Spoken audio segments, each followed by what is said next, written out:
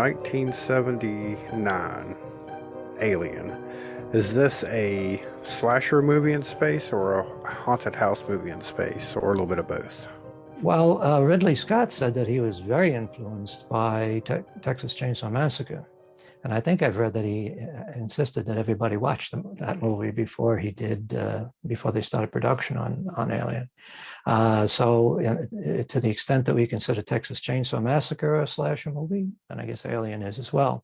But he also said he was very influenced by 2001 and by Star Wars, surprisingly. And it's some very Right, for the space stuff. right. He said some very nice things about the first Star Wars movie. He called it formidable, Yeah. which I thought was a nice thing for a guy like him to say. But he also referred to it as an old dark house movie in outer space, which is very much in keeping with some of the stuff that we've been talking about over the past number of episodes.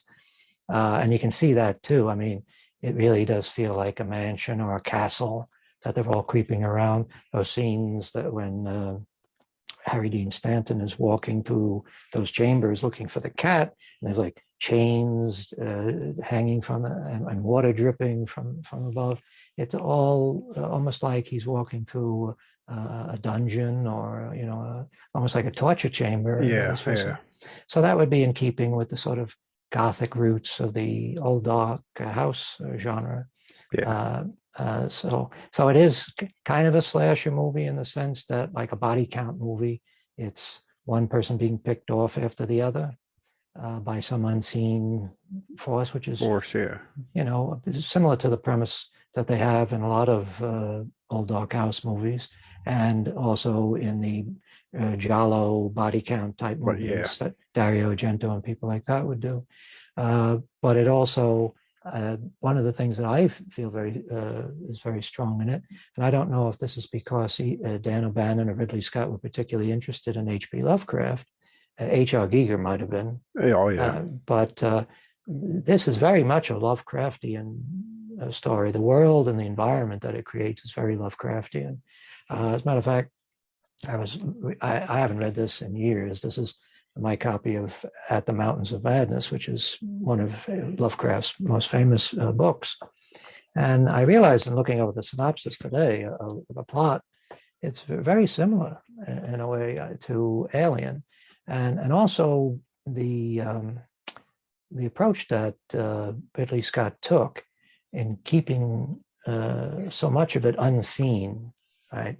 A lot of shadow, a lot of smoke, obscuring our vision of what's going on, a lot of rapid cutting in some of the action scenes, so we can't quite tell what we're looking at. That's sort of in keeping with Lovecraft's approach.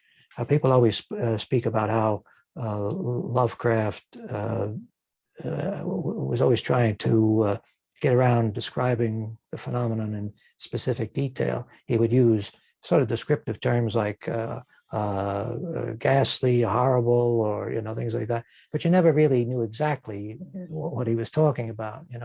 And it reminded me of this quote that I'll read from Lovecraft. This was in the book that he wrote about supernatural horror and literature. He wrote a little book about his philosophy of how to write cosmic horror stories. And he says, the basis of all true cosmic horror is the violation of the order of nature. What you see in Alien, it's not a violation of the cosmic order of nature. It's a violation of our understanding of nature. Right? We're encountering something that's completely different from our experience. But he says, the basis of all true cosmic horror is the violation of the order of nature, and the profoundest violations are always the least concrete and describable. So what he's saying there sort of leads into what Ridley Scott's approach was, that the most horrifying things are the things that are almost impossible to describe in concrete terms. And for a filmmaker, probably best to avoid describing in concrete terms, avoiding giving us all the details about what the space jockey is and what exactly they were up to with all those eggs in his ship, and the whole history of his species and all that sort of stuff. We don't know, right? Yeah, you save that to your later movie you make 20 Well, years later. unfortunately, that's what's happened. Yeah, But I think that uh, we are afraid of things that we don't I understand. understand. Yeah, Right? The unknown is, and this is another thing that Lovecraft was always on about. The unknown is the thing that we fear the most. Uh, and as soon as you begin to add all sorts of detail, as soon as you begin to give us the backstory on everything, then we become familiar with it, and it's no longer has the power to scare us. When I first saw Alien in 1979, I saw it at the New York Twin Theater. I think it was up on 62nd Street. It's still there, the theater, which is unusual. Most of the theaters from my youth are long gone. But I saw it in a packed house, and nobody in the theater had any idea what to expect. And when I sat down in the theater, you know me, I'm always buying the program. got your program. I got the program, and right away I was really encouraged by looking at the photos because, again, I didn't know anything about what to expect about the film. I knew it was something about space travel. But as soon as I start looking at these photos, and you see things like the photo of the space jockey, somebody who's coming into this movie, they don't know what it's about. They see this, they're thinking, this is going to be something, right? Yeah. We had never seen anything like that in a movie before. And we had never seen anything like the designs that H.R. Giger came up with before. So it was an extraordinarily effective movie for the crowd that I saw it with. The audience was just absolutely, on the edge of their seat. And I think it was largely due to the fact that we had no idea what to expect. The fear of the unknown. Right. We went in not knowing what the plot was beyond just a basic premise, and we had no idea what we were going to be subjected to. And the movie can be really seen now as a suspense movie with like 3 major shock scenes. It probably is not as effective for modern audiences, and it's probably not really as effective for us, having seen it. I mean, I must have seen it 30 times in my life, because movies that rely entirely on suspense and, with occasional surprises or shocks, they're not going to be as effective in repeated watchings. In the same way, those old Dark House movies usually aren't as effective afterwards if you've seen them several times, because you know all the surprises, right? You know all the shocks that are coming up. In Alien's case, you have the first big shock, I guess, of course, would be the classic scene of John Hurt, giving birth, as he says, his birthing scene. The chest burster scene is really just everybody was stunned by that. Yeah. And the second big shock, I guess, is when Ian Holmes' character, the robot, and he's actually described as a robot in the movie, he tries to kill Sigourney Weaver, and then he gets his head knocked off. Yeah. And I have to admit, when I was watching that the first time, I thought, this movie's going off the rails. What the fuck is going on? First, he's got like what looks like milk dripping down his face. And my mind is thinking, is that just supposed to be sweat? And they sort of put a little color in it to make it stand out in the photography. But then he's got, it's like streaming off. And then he's trying to kill her by stuffing a rolled up porno magazine down his throat. And when Yaphet Kotto finally comes in and gives him a bash and his head goes flying off, I said, I don't know what the fuck this is. I mean, it was amazing and it was startling, but for a moment there, I thought they had just lost control of their senses. I thought the filmmaker had just gone crazy. And that's and the final shock scene, I guess, is when the alien ends up in the shuttlecraft. We think the movie's over. Yeah. And of course, the more savvy people in the audience are thinking, well, if it was over, then it would be over. Right? Yeah. So there's a reason why the movie is still going on, and it's probably because the alien is going to make another appearance. But the way he makes the appearance, after she's taken off her clothes and she's basically completely vulnerable, right? She's down to her panties, and suddenly that arm shoots out. Comes out, yeah. And you've been trained by the movie up to that point to be very concerned about little gray shiny objects. Yeah. And you're thinking when she reaches into some of the stuff and you see that big bulbous head in the foreground, you're thinking, geez, could that be the alien? Oh, is it possible that that's the, and of course it turns out the alien is there. And so that was a big shock. And the rest of the movie really is intentionally slow because they're constantly trying to build a suspense, right? I guess if you wanted to throw in the other big shock in the film to make it a 4, you could say the other big shock is the first time the alien kills somebody when it gets Harry Dean Stanton.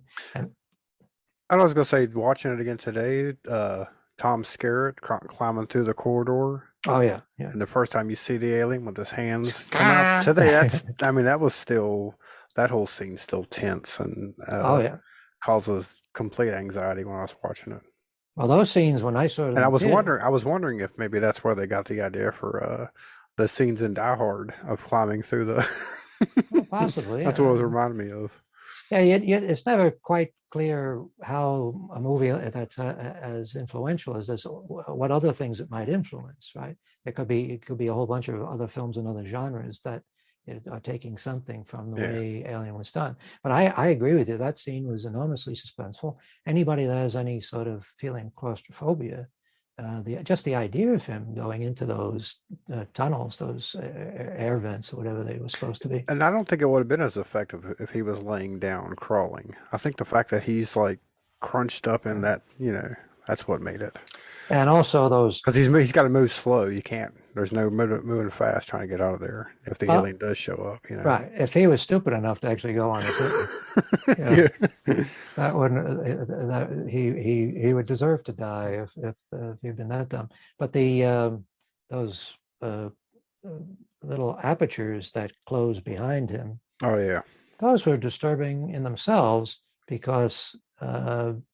There's a certain finality to it when those close. First of all, you're thinking, if you're a worrywart like me, you're thinking, is somebody going to get caught in one of those? But it has the sound effects too are very impressive. Sound effects all through the movie are very impressive. In terms of sound, it's probably one of the most disturbing movies that's ever been made. Yeah. But the Harry Dean Stanton scene is sort of the opposite of the Tom Skerritt death scene, because in Harry Dean Stanton's case, he's out in this very large room, this enormous, almost cathedral-like space. But still, the suspense is tremendous because Scott puts the camera right in his face for long periods of time, and when you see that, you think, well, what's going on, behind him, or what's going on off to the side? We can't see, and it drives you nuts when you're watching it. You keep waiting for something to happen. It's very suspenseful. But I suppose for a modern audience, since they know all the surprises, it probably doesn't work quite as well. It's not as effective. But it's still, I think, we were talking about whether or not we should focus on just this movie or talk about the whole series. Yeah. Personally, I think everything after the second film is not worth discussing. John Hurt said that he felt that all the other movies in the series were basically action-adventure movies, but that this movie was unusual because it was realistic. It was reasonable. The things that the people do sort of make sense in the context of the story. There's no absurd leaps. Frankly, when you get to the point like with Alien 4, where you're talking about Sigourney Weaver's character being a clone of the original person, and she has like superpowers or alien type powers, it's like, we're in comic book land now. And that's so far away from what the original film was.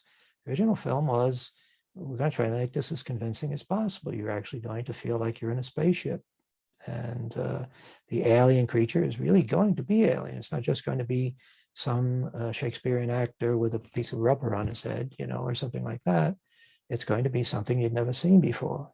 And so I was going to say, I'm watching some of the behind the scenes and documentary stuff. Veronica Cartwright had mentioned that this was kind of a Hitchcock movie. Right. I couldn't figure out what she was referring to or what she meant by that. Or well, maybe she was, having been in The Birds, the little girl, maybe she just naturally was thinking in those terms. I suppose I can see what she is saying. I mean, if nothing else, Hitchcock was the great master of building suspense, and a lot of the techniques that Scott uses in this film probably are taken from the approach that Hitchcock took. The big difference that I see is that Hitchcock never used like a documentary style approach. Yeah. Whereas Ridley Scott in this film uses that constantly. The scenes, for instance, when they're landing the spaceship and something goes wrong and there's a lot of confusion and smoke and fire and things, a lot of crosstalk on the intercoms. That almost has like a documentary feel. That feels like if a camera was on a ship at sea during a war, during a sea battle, that would be the sort of effect you get. The lighting and everything about it is meant to create a complete feeling of realism. And it's not that the technology was necessarily accurate. I mean, there's no way for us to know what spaceships are going to look like hundreds of years from now. Yeah. But it was accurate in the sense that it felt right. Yeah. The stuff that they were using, like cathode ray tube TVs and things like that, obviously that's not accurate to the time, the future that the film is set in, but it feels right. It feels real. It's probably one of the most convincing depictions of space travel that I've seen in films, despite the fact that the actual miniature stuff that they do outside the ship is not really state of the art, even for that time. Yeah. You know, they didn't use motion control cameras. And if you watch, like I watched the DVD version that they put out. They put out the 4 films on DVD. I guess it must be 10 years ago or 15 years ago. And the advantage to that is that it's the original theatrical version of the first film, which is what I wanted to watch. Yeah, that's the one I watched. Yeah, that's the best version, I think. But when you watch that, you can see that some of the spaceship shots, there are certain imperfections in them. You know, they're not completely seamless. And it doesn't matter. I mean, it doesn't matter at all, because what's going on inside the ship is so convincing that, you know, you don't even care. By that time, I mean, this film came out 2 years after Star Wars. And by that time, we had seen so many movies that had spaceships flying in space, you know, that we would pretty much pass the point that it's going to impress us no matter how well it's done. So the fact that it didn't look like they fussed over that too much, they just got functional stuff, that was fine, you know, and it allowed us to shift our attention to the more important things that were going on inside, you know. But that year, 1979, there were a lot of movies that had special effects and a lot of movies that had science fiction themes and horror themes. Matter of fact, Newsweek had what I guess has become kind of a famous cover. Hollywood's Scary Summer was the headline, with a picture of Sigourney Weaver's face. And it covered all the horror movies that were coming out that year, including Prophecy, which turned out to be a stinker, the Amityville Horror, which I guess it's up to you to decide. Yeah. That's a stinker, not a favorite of mine. The Black Hole, of course, was Disney's very elaborate science fiction movie, not very good. Moonraker was James Bond's venture into outer space. Space, right. Nightwing was a movie about a plague of bats, I think, that was put out by one of the major studios. That turned out to be a bomb. The Frank Langella version of Dracula came out in 1979. And of course, Star Trek: The Motion Picture. Star Trek: The Motion Picture, it's interesting that came out the same year as Alien. To me, it's even more interesting than the fact that The Black Hole came out. Yeah. Black Hole, we could pretty much dismiss. But Star Trek: The Motion Picture was, at the time, one of the most expensive movies ever made. And the stiffness and the fakeness, and I love Star Trek. I watch it no matter what. Well, let's be honest, that movie was pretty stiff and boring and uninspiring. To have that come out the same year as Alien, and to have Alien be so cheap in comparison. I mean, the budget on Alien was much lower than Star Trek: The Motion Picture. So you had all those people working, all those very talented people working on Star Trek: The Motion Picture, and they ended up with this big, shiny, I won't say a turd, but sort of an inert object that Yeah. didn't really impress anybody. An alien, on the other hand, just because they decided to go outside the normal folks that would be working in Hollywood and going with people like Giger and some of the other artists that contributed to the design of the suits and the designs of the ships and all that, and the interiors of the ships. People that came from heavy metal, the French magazine, yeah, like Mobius, and I guess there's a bunch of others. I won't list them all, but you know the guys. Yeah. I think Ron Cobb and was it Mike Polo? I don't know if that's how you pronounce his name. A whole bunch of people that really created made a tremendous contribution, because beyond just coming up with the final designs, they came up with all sorts of stuff that sort of got the filmmakers' imaginations going, right? All sorts of elaborate things that you could say, this must have been very exciting and inspiring for the folks that were making the movie to have this enormous amount of creativity coming in from all quarters, all sorts of different designs of the interiors of the ship, stuff that may or may not have been used. I think some of these actually might be Ridley Scott's. Yeah. It just makes a big difference, because suddenly you're seeing exactly what an audience wants to see, which is something we haven't seen before. That's the promise that a movie like this makes, and Alien, for once, really did that. Yeah, it's definitely one of those, everything came together. If one person that was involved in this movie was not on it, you wouldn't have had, like, if they wouldn't have gotten H.R. Giger to do the designs, wouldn't have worked. Whatever they would have gotten other than that wouldn't have worked. Right, and you just have to look at some of the designs that they were thinking of Dan O'Bannon, and you say, yeah, that would have been great for a Corman movie. And actually, Corman was interested in the film. Doing it, yeah. They took it to Corman first, and he was willing to do it. But it would have been a tiny little horror movie, and it would have been something that would have been completely different in its effect, if not its plot, than this. But that process, you watched that documentary. It's like a 3-hour documentary. Yeah, I watched one called Memory, and then there was another one. Right, Memories is the most recent one, but The Beast Within, which is a terrific documentary. I forgot the name of the guy who directed it. He's actually somebody that works with Ridley Scott. I guess he's in charge of doing all the special editions, the DVDs and things, and supplementary stuff for Scott movies. But that really is probably the most comprehensive documentary I've seen about the making of a film. They talked to all the important people. The only people that I didn't see in that were, I guess Yaphet Kotto didn't show up, Ian Holm didn't show up in it, but just about everybody else says their piece. And Dan O'Bannon, particularly, the film sort of starts, just like Memories, the other documentary they mentioned, it starts with him because he's the guy that came up with the original idea. Him working with Ron Shusett, I guess is the pronunciation of his name. He came up with this idea, which was, I guess, a continuation of his thinking of what he wanted to do from Dark Star. Dark Star, yeah. Dark Star was the little student film, I guess, that he did with John Carpenter. It received theatrical release. It had a lot of interesting things in it, but it was unsatisfying to him because it was a comedy and the monster in it was a beach ball. Yeah.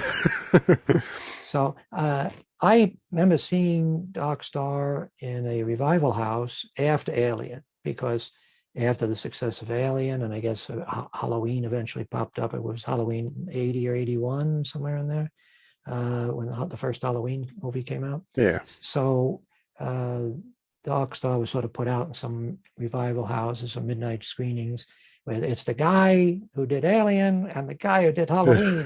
Yeah. Everybody thought, oh, great. And of course, it's not really that impressive. Yeah, I tracked it down after I watched, because Return of the Living Dead is one of my favorite. I know you mentioned movies, and of course that was Dan O'Bannon, and I was watching it with commentary, and he was talking about his first movie, Dark Star, and how I guess George Lucas was just impressed. Like, how did you do that movie? It's just a beach ball and all this. I was like, well, I've got to see this. So I tracked it down and watched it. Well, I mean, for what it was impressive. It's just that I guess there was a part of us that were thinking, and I was thinking, this is going to be something really astonishing. Yeah. And, it was, he uses a lot of techniques that I guess Kubrick used in 2001, the cutouts on glass, I guess, for the spaceships and things like that. And, for its time, it was impressive. But you can sort of see the ideas there. I mean, just Yeah.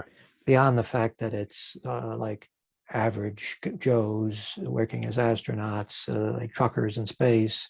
I guess in Dark Star, they're technically scientists. I don't recall exactly what their job is, but they're regular folks living in a sort of regular lived-in environment in space, and they end up being chased around by an alien.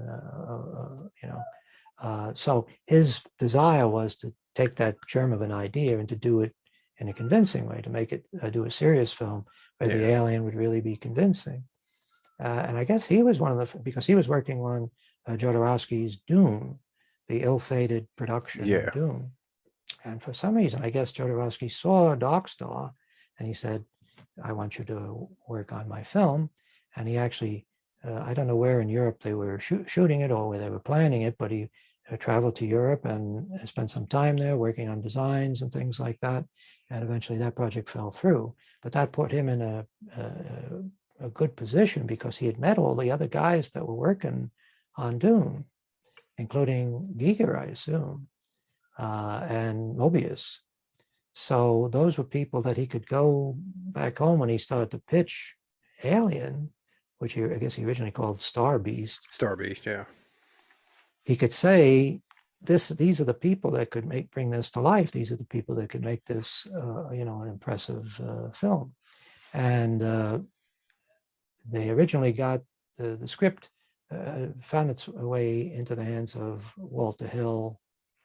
And Walter Hill, I like some Walter Hill movies. He's a talented guy. And I guess you could say that he is responsible for a style of screenplay writing that is unique and has been very influential. But he doesn't sound like a terribly nice guy. Yeah. To be honest. Anyway, they had a production company called Brandywine, which was him and Gordon Carroll and David Giler, I think his name was. There are some unpleasant things that are said about those two guys by Dan O'Bannon and also by other people that have worked with them on the subsequent Alien sequels. But we'll leave them out of the picture because they're not really important.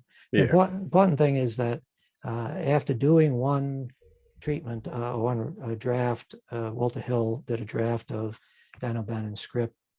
There's a lot of debate as to how much he changed, how much is attributable to him and how much is attributable to Dan O'Bannon. It appears that Dan O'Bannon was able to sort of create a connection with Ridley Scott when he finally came in. Yeah. He had done one other film at that point, which actually I saw when it first came out because everybody was talking about how it was similar to Barry Lyndon and he was maybe possibly the next Kubrick. And I guess just based on that reputation, they reached out to him. Most of the other big directors weren't interested or weren't available. So they reached out to him. He came on board and him and Dan O'Bannon, I guess, made a connection, possibly because he recognized that Dan O'Bannon was a real science fiction nut. And Ridley Scott wasn't. He didn't really particularly like it. So Dan O'Bannon was the one who actually presented H.R. Giger's stuff to Scott. And Scott says when he saw that, he said, well, that's that was it. Yeah. Our search is over. We know exactly what the alien is supposed to look like. Because that was the real question mark, was how would you do something that would really be scary? I mean, they wanted to do it as an A film, and they sold it to 20th Century Fox on the basis of the idea that this wasn't going to be a B movie. It would be B movie material, but it would be treated like an A film. And that's reflected not just in how the story or how the script was reworked, but also in terms of the elaborate sets, the attention to detail, and also the really high quality cast that they hired. I mean, what a terrific cast. Oh, yeah. Incidentally, John Finch, who was the guy who starred in Hitchcock's Frenzy, he was originally going to play the role that eventually was played by John Hurt.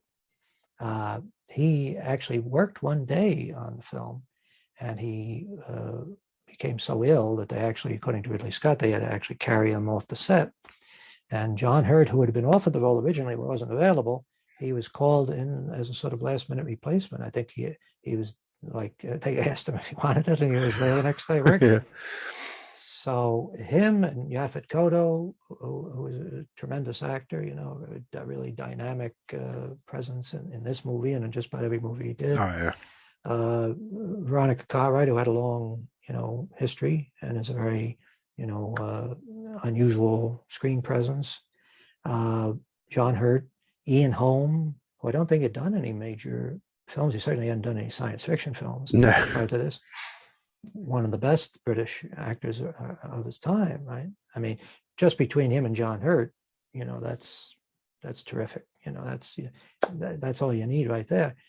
Tom Skerritt, who was you know, was in Altman's MASH, and Yeah, he was perfect in this role. Yeah. Just sold it.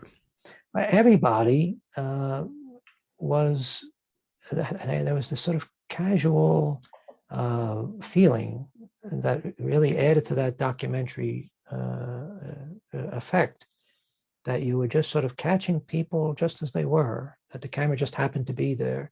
The conversations have that sort of loose, spontaneous feel that makes it completely believable. Yeah, and a small crew. You don't have all these other extra. I mean, you mentioned that in talking about Star Trek, it was better later on when they just had the smaller crew. You know what I'm saying? We just have these 8 people. Well, that we have to deal with. I think that it's true of Star Wars as well, that when you have people that seem like contemporary, contemporary to our time, regular folks, right? A farm boy and a hot rodder, you know, they seem like people we can relate to, and they behave on screen like regular folks. And with the latest Star Wars movies, they started focusing more and more on Jedi Masters and all these people that speak in a sort of fake sort of royalty. Right? They had that sort of formal or sort of fake Shakespearean quality to the dialogue. And right away, that distance you don't believe it. It's like watching old Flash Gordon serials. Yeah. But in this, these are people that look like real people, you know. And so, in a horror movie where we're going to be asked to care about what happens to these people, that's essential, right? I mean, what could be more important than believing that these people are real people that actually are existing in space? The fact that he referenced the old Dark House movies, but he approached this in a style or with the same sort of approach that they were using more frequently in what we call the new Hollywood movies, shooting in real places. But you couldn't shoot in a real place with this movie, right? They weren't going to go into outer space, and they weren't going to be able to find a spaceship. But they built the sets so that they were completely contained, apparently. So once you went into the set, you had to walk through the whole ship to come out. To get out. So that created this sort of claustrophobic feeling with the actors. They really felt like they were in a spaceship because there was nothing else. There was no other point of reference, right? It wasn't as if they were looking at an open wall with all the crew and a bunch of people smoking cigarettes and drinking coffee. So doing that and also using practical lights, this is something that Kubrick was doing towards the end with Eyes Wide Shut. All or most of the lighting was practical lights. Whatever lights were being used on the set, in other words, all the lights that were part of the set, panels, that was what was illuminating the actors. So right away, you're creating a feeling of realism that you're never going to get if you're shooting it with a bunch of lights that have everything perfectly lit and the old-fashioned Hollywood style of doing things. That made a big difference, I think. And when you watch those opening scenes where we're sort of going through the ship before they wake up, you really feel like you're in a real place. Yeah. It's got to be one of the most impressive sets anybody ever made, right? I mean, it really is extraordinary. And that you could spend so much time going through it and build suspense just by sort of creeping through this environment is a real testament to his skill as a director, right? Before we've even seen a human face, we're already beginning to feel a little nervous. There's a little vent or something on one of the panels or near one of the control panels. And as we're going through that shot, that long shot as they go through the ship before the crew wakes up, there's a little burst of air that causes some of the papers to flutter. Yeah. And there are little things that are sort of bobbing and jumping before the computer comes on. And those things were kind of like, oh, what's happening? The audience reacted to that. Building that feeling of, you don't know what's going to happen. Anything could jump out at any time from any corner, from any, the shadows. That really begins to create this sort of feeling of suspense that is almost unbearable in some scenes. Yeah. Do you think they had Jonesy on here just so they could do a cat jump scare? Is that the only reason they have a cat in space? Well, that's an interesting question. I don't think I've heard anybody. It must have been in fairly early in the drafts because I know Sigourney Weaver said in that documentary that she thought she was allergic to the cat. To the cat, yeah. They had like 4 cats. And she was worried because she was afraid that they would probably find it easier to replace her than a cat. the Yeah. cats. So the cats must have been an important part of the thing right from the start. That was probably part of the concept. It is kind of a funny idea that while all the humans are running around out of their minds trying to find an escape or a solution to this problem, the cat is just sort of lounging in the around, corner. yeah. And it's one of 2 crew members that survives. Right? I think the first time I watched, I kept thinking at the end that chest, it's gonna burst out of that cat. I think a lot of people. That's what the ending was gonna be, but then it didn't happen. And I think that shot where you see the alien sort of peering down at the carrying case with the cat in it, that was meant to give the audience the idea that there was going to be something in the cat. So that is another way where he sort of distracted us from what really was going to happen. Yeah. But that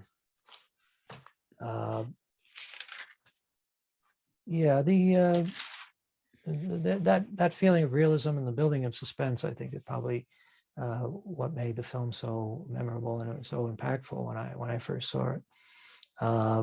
When you watch some of the gore scenes or shock scenes now, they aren't quite as gory and quite as shocking as I originally remember them, which sort of makes me think that it's the skill in the filmmaking and in the editing that made them so effective in the first place. Yeah, I think before I watched it today, I think the last time I'd seen it was whenever those DVDs came out that you mentioned. So it's been that long since I'd seen it before. And there's just stuff, there's stuff you forget about. And then, of course, I kept thinking it's bloodier than what it was. And, well, I mean, obviously the chest burster scene is pretty bloody, but the rest of the movie's not. I mean, all the other death scenes, you really don't see anything. Yeah. Well, it's interesting how that happens, where a movie gets a reputation for being so horrifying and so disgusting that people are actually passing out or puking. And then you go and you watch it after some years and you realize it doesn't really have that. It's true at Texas Chainsaw Massacre as well. It doesn't really have that much in it. Yeah. It's for some reason I remember the Lambert character being picked up by the tail. You know what I'm saying? Because it just shows it coming up from behind her, and that's it. Cuts away to a scream. You don't see anything at all. Well, she makes this sort of strange noise that we hear over that, and I think the idea was supposed to be that spear at the end of the tail is supposed to penetrate a person's back and lift them up or hold them in place while the alien. I was thinking I saw that happen the first, you know what I'm saying, but I didn't. Well, yeah, I mean, I forget what movie we were talking about recently where I guess it was Phantasm, where we kept recalling. Right. We said, I thought that there was a scene where, no, it was suggested. It would look like the movie was heading in that direction. No, I'm sure they've done it 100 times in the sequels. And that's what I'm thinking of, but well, maybe so. Yeah. See, I'm fortunate in that I didn't bother. I think I watched the third. I tried to watch it some night when I was really drunk, so I don't really remember it. But the fourth I passed on, even though I have it, I wouldn't be bothered to watch it. And all the things like the Alien Predator movies, I just don't see any point in that. I can understand why the sort of fanboy crowd wants that. I know that there are some people that will say about the first movie, I like the fact that you didn't see stuff. Yeah. But there's going to be an equal number of people that say, "Oh, I wish we had I seen more. have seen Right? more, yeah. I wish we know more about the space jockey and what his past was, and how did he come to be there, and what was he doing with those eggs." Well, when you get to Prometheus, you realize, oh, okay, I don't really care. Well, that's It's the not problem, as right? yeah, it's not as That's it. elaborate, as exciting, or that you're just like, ah, that was kind of boring. The problem is, and this is true of a lot of the streaming series that keep these ideas sort of floating out there for seasons, is that when you finally get to the answer, you realize it probably would have been Yeah, better if we didn't know, yeah, right? Because there's no way they can come up with an answer or a history, a backstory that is going to be satisfying. yeah. The reason why we're intrigued in the first place is because we don't know We those don't know. things, Yeah, right?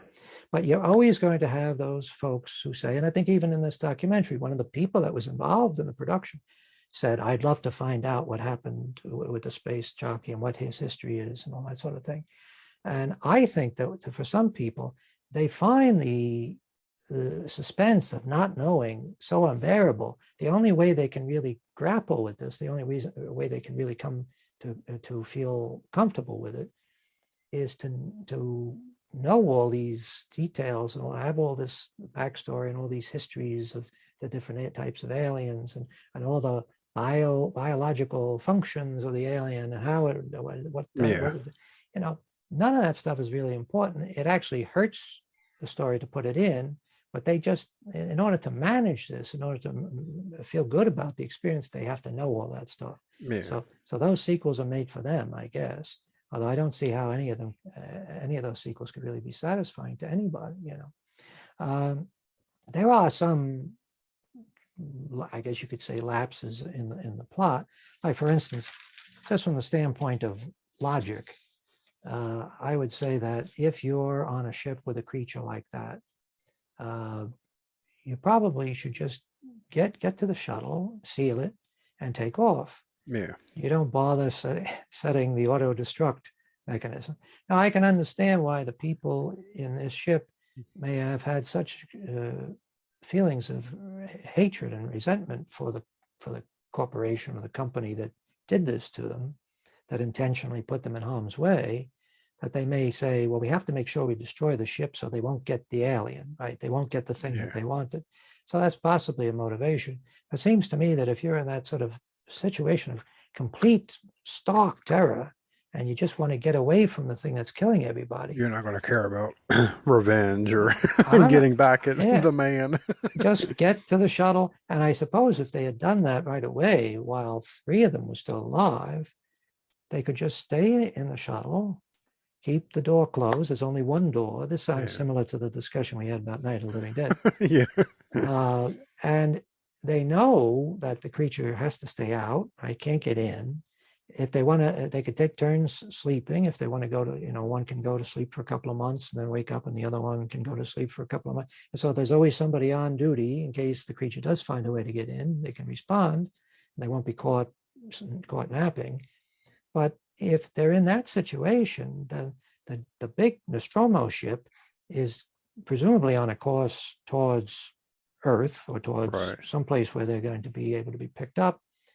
The shuttle will be taken along with it. Presumably, the Nostromo probably is got more resources than the little shuttle. Yeah, So if you ever did find yourself in a situation where you need to make a course correction, or you need to get more food or more coolant or whatever they need, you can make a journey into the ship briefly and get those things, right?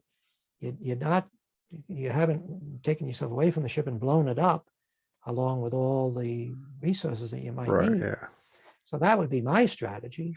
But it's also true that when people are in a situation like that where they're panicking, they're probably not thinking clearly, right? They can't strategize.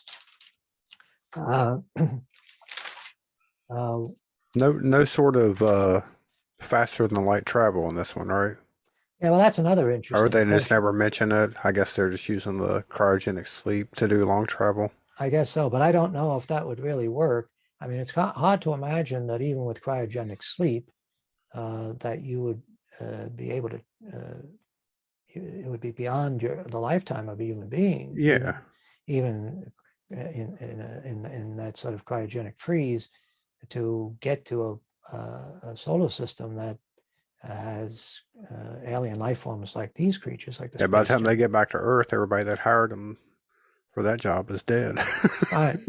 Well, of course, in the sequel, they play with that idea a little bit with Sigourney Yeah, Weaver yeah, learning that her daughter has grown up and died, I guess. yeah, But the question is, would anybody who's doing that sort of work, would any of them leave loved ones behind? I mean, if you had a loved one, you wouldn't go off on a space mission where you could easily be detoured, and you might spend years out in space, yeah, right? So I don't know. I think that's one of those things, just like with Star Trek, where they sort of are ignoring the realities of uh,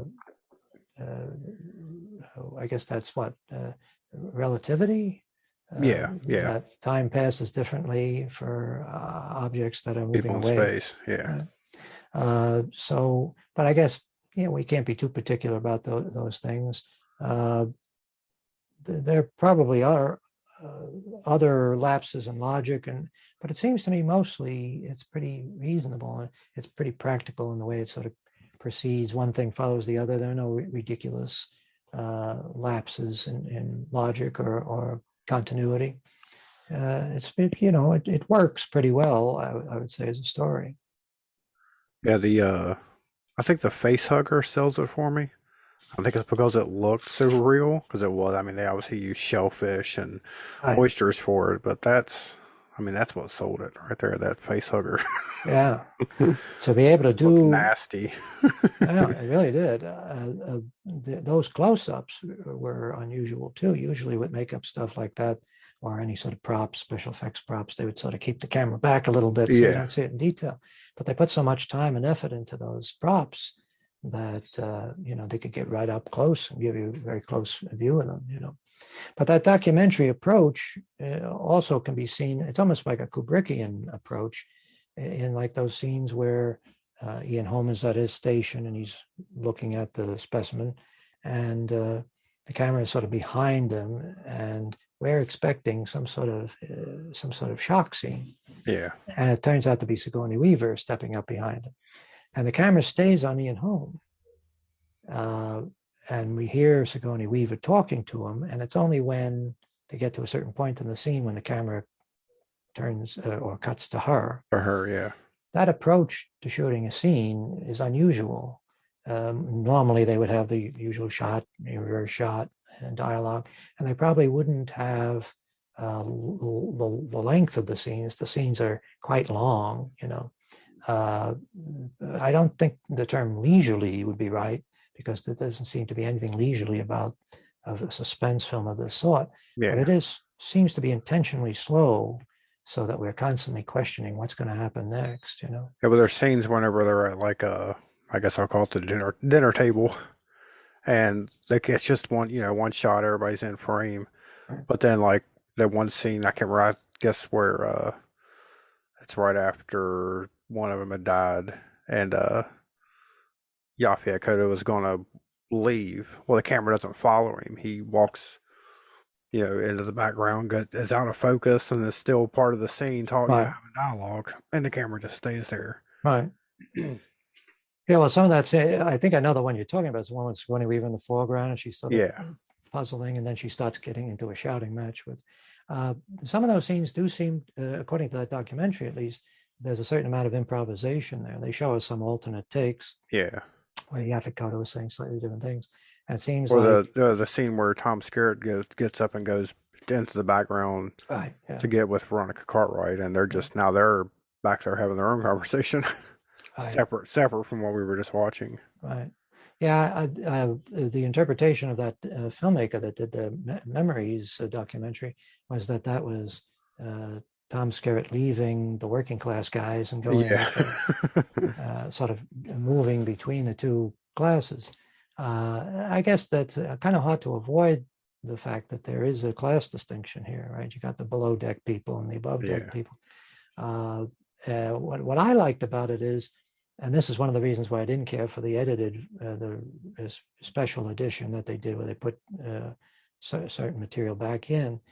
What I liked about it is, even though there's a distinction between the classes, And you can tell that, Yaphet Kotto and Harry Dean Stanton's characters don't particularly like these other people. Right. They still get along. Yeah. There is an open hostility because anybody in that situation, they would realize you're on the ship with these people. You have to go get along. Yeah. If people insult you, you nod and smile, right? Or you get in on the joke. But what they had that one scene where after John Hurt has been put into the medical observation room, and Dallas and Ian Holmes' character are working on him. The other characters are outside and they're observing through a window. And Sigourney Weaver comes in, and Veronica Cartwright launches herself, "You bitch," and smacks her. Yeah. And apparently they did that a couple of times to try to get it right. And then they eventually cut it out of the theatrical version. And when Ridley Scott did his restored version or special edition, he put that scene back in, and I don't think it works because that brings us close to almost like soap opera melodramatics. Yeah. You bitch, smacking people around. These people in this situation, they would hold all those resentments inside of them. That would be part of the stress of a space journey, is not being able to launch yourself at the other people and hit them when you get angry at them. Now, people might say, well, Veronica Cartwright's character is being established as kind of an emotional person because she's crying a lot in the film. But she's also a controlled person. You can see that a lot of times when she hears bad news, like you're going out on the search party, sound great, and she sort of swallows it. She doesn't like it, but she doesn't jump up and start, screaming at people. They're all pressurized as much as the ship is, right? They all are holding in their emotions and feelings. And we can all appreciate this because we have to do it every time we go to work. Yep. Every work environment has a certain amount of that. So it's immediately recognizable, especially to working class people, right? You can immediately say, yes, I can see, or this resembles reality. Yeah. And it also adds that additional layer of stress and tension to it because we don't know how much we can trust anybody, right? We don't really know. I mean, obviously they're laying the groundwork for the revelation that Ian Holmes' character is completely untrustworthy. And that doesn't come as a complete surprise, or I shouldn't say that, it doesn't come as an implausible surprise because we never really feel like we know everybody that well. We never really know if we can trust people. I mean, Dallas, Tom Skerritt's character, he actually says that. I don't trust anybody, yeah. Right. And she's asking him, can we trust Ian Holmes' character, right? What's his name? Ash? Is it? Ash. And the few times when the movie sort of floats closer to that sort of old-fashioned type, histrionical, melodramatic type stuff, that's probably when it starts to sound a little fake as far as the dialogue is concerned. Right. It's better if it's colder, That's the thing that we should learn from Stanley Kubrick. That The Shining, it's not my favorite Kubrick film, but it works because we're distanced from it. We're just observing. We don't feel like he's pulling the strings, like sort of a Spielbergian approach, right? Trying to make us laugh one moment and cry the next, and fear the next. It's distanced so that you don't know what to expect, and that's a far more upsetting and unsettling feeling. Yeah, when you go back and watch, like rewatch it, I kind of noticed it today. Whenever the right before the chest burster scene, the Ian Holm character, he knows what's coming. Yes. Every time they show him, he knows that there's something inside this guy and it's going to come out. Right. Every time they show him, he just has that look of like, okay, I'm getting ready for it. He's anticipating it. He's waiting for it. Mm-hmm. But without saying anything. That's the way they shot it. And he almost look at him, and you're just like, okay, this guy knows. He almost has in some of the shots almost like a little smile on his face. Yeah, like he's excited for it. When he sneaks up on Sigourney Weaver as she's finally learning from Mother what's going on, what the plan is, yeah. And he says, with a little bit of a smile, he says, "There's an explanation for all this, or I can explain all of this." Yeah. and very satisfying for the audience when she just sort of belts him, Yeah. because that's what everybody. Unfortunately, that sort of set him off, and a little bit of the HAL 9000 effect there. Right. He apparently has some mental illness issues for a robot, more than you would expect. And we talked about the lack of gore. The inside of that android is the nastiest thing I've ever seen. Yeah, The white milk, and I don't know what yeah, those little look like pearl bubble, onions. yeah. And fiber optic cable in there. Well, I really appreciated it the first time I saw it because it would have been so easy for them to just do what every other movie would do and just have a bunch of Yeah. circuit boards or Circuit whatever, boards and wires, yeah. wires and things like that coming out. So I really appreciate the fact that they said, no, this is completely different technology and it's going to look, it has to look different. I'm not, Ridley Scott talked about the problem they have with the rubber head. And I think that probably is the weakest special effect in the film. Yeah. But it doesn't damage the effectiveness of the scene. I think they hold on it too long before they cut to his actual head whenever Yeah. they do the cut. I think if they just wouldn't have had what almost a minute of her trying to get the head to set up right. Right. And then it finally cuts and you're like, okay, now that was obviously a rubber head. Yeah, and also you can tell from the weight of it that there's no way you could actually get that head to sit up on Yeah. the flimsy little rubber stuff that it looks like a mask. Yeah. It looks like that is all just the flash part that would be normally cut off if you were Cut making a off, rubber yeah. mask. But the speech that he gives is so effective. Yeah, you just don't care. You don't mind because that makes the scene work. So, and also the filmmaking is very inventive. I mean, obviously they couldn't do what they wanted to do. So they found ways using editing to make it work. And that's what good filmmaking is all about, right? Yeah. And I prefer that to, CGI all the time. Yeah, I think the shot should have been we see the back of the android head. They set it down, the camera comes around, and then you cut whenever you go past the actor, kind of rope style, and then when you come around here, now you've got the real head. Yeah, That way you're not seeing that. You're not seeing that horrible looking fake face. Well, also, I think it probably would have made more sense if they just had the head lying sideways on the Sideways, table, yeah. rather than trying to prop it up. Try to set it up. I realize that would be kind of difficult because A little bit uncomfortable. Yeah. Has to actually have his head in it. But there were ways it could have been done. It could have been shot Yeah. sideways, so it would look like the head was laying flat. Lay on an incline underneath the table, I guess. But I guess what Ridley Scott said with the budget that they had and with the schedule that they had, there was no redoing anything really. Yeah. If there's something went wrong, you just had to go with it. Yeah. One of the documentars was talking about how I guess studio execs were on set trying to rush him through it. Why are you not doing this? Why are you not so? Yeah, it surprised me to hear that. Yeah. It's hard to imagine anybody looking at those rushes and saying, "We got to hurry these guys up." Yeah. But there might be some people, and this might be true of the two supposed producers, that Walter Hill's production company was formed from, Giler and Carroll, I guess, Gordon Carroll and David Giler. I mean, they're fellows that really haven't done anything. I think one of them is dead now. I don't think either one of them are going to be remembered as geniuses of cinema, and yet they found themselves in a position where they could make believe they knew better than Ridley Scott. Yeah.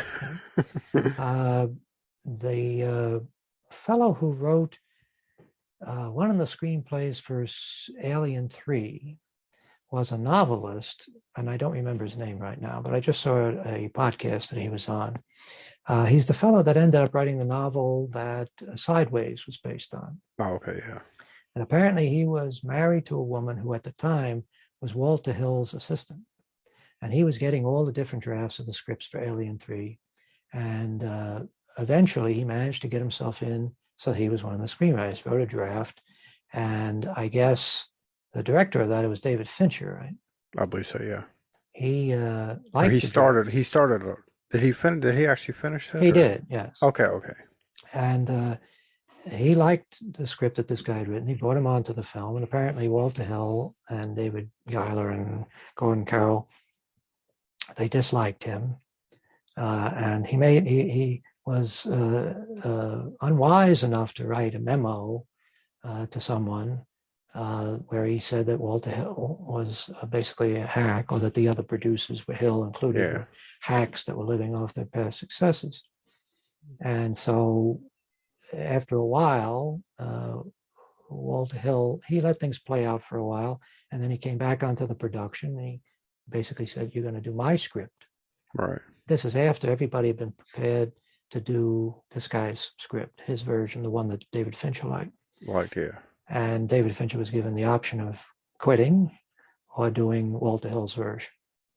So Walter Hill and these other guys, they don't sound like very nice guys, and they sound like people that are interested in things beyond the quality of the finished film. Right. Sound like guys who enjoy the power and the prestige. I won't say that they're on the level of a Harvey Weinstein, Yeah. but some of the stories that this writer was telling on this podcast suggested that they really had more interest in the extracurricular activities. Yeah. And they were really just worried more about their power, their position of power.